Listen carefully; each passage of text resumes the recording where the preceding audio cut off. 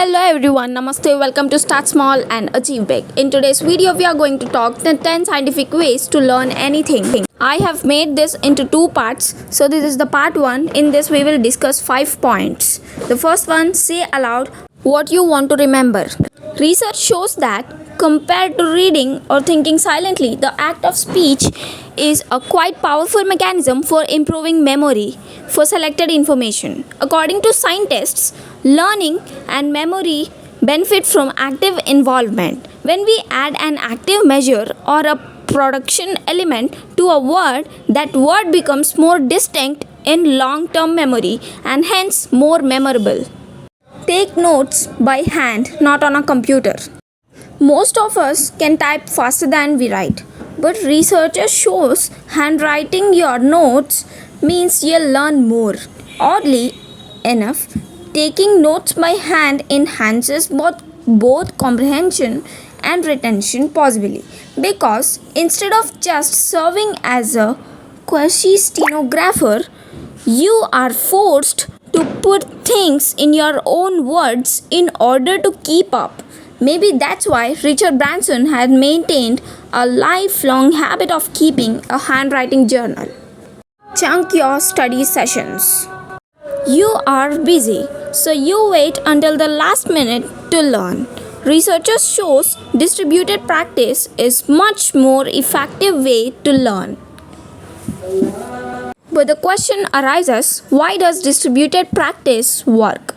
The study phase retrieval theory says that each time you attempt to retrieve something from memory and the retrieval is more successful, that memory becomes harder to forget. Another theory regards contextual variability theory. When information gets encoded, that context creates useful cues for retrieving information. Regardless of how it works, distributed practice definitely works. So give yourself enough time to space out your learning sessions. You will learn more efficiently and more effectively. Fourth thing is test yourself a lot. A number of studies show that self-testing is an extremely effective way to speed up the learning process.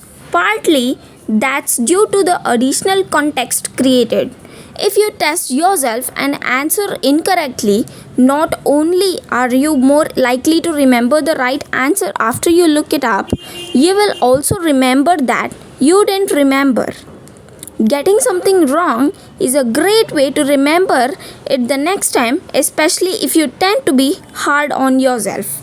So don't just rehearse your presentation, test yourself before presenting. Fifth, change the way you practice. Repeating anything over and over again in hope you'll master the task will not only keep you from improving as quickly as you could, in some cases it may actually decrease your skill. According to recent research from Johns Hopkins, if you practice a slightly modified version of a task you want to master, you actually learn more and faster than if you just keep practicing the exact same thing multiple times. Rehearse the basic skill. Run through your presentation a couple of times under the same condition you'll eventually face when you do it live. Naturally, the second time through will be better than the first. That's how practice works. But instead of going through it a third time, just wait. Give yourself at least 6 hours so your memory can consolidate that. Then afterwards, practice again, but this time go a little faster. Speak a little faster than you normally do. Run through your slides slightly faster. Increasing your speed means you'll make more mistakes, but that's okay. In the process, you will modify old knowledge with new knowledge and by groundwork for improvement. Or this time, go a little slower. Like this, you can experiment with new techniques, then keep modifying the conditions. You can extend the process to almost anything. While it's clearly effective for learning motor skills, the process can also be applied to learning almost anything. So these are the 5 scientific ways to learn anything faster. Please stay tuned for the second part. I will be back within a week.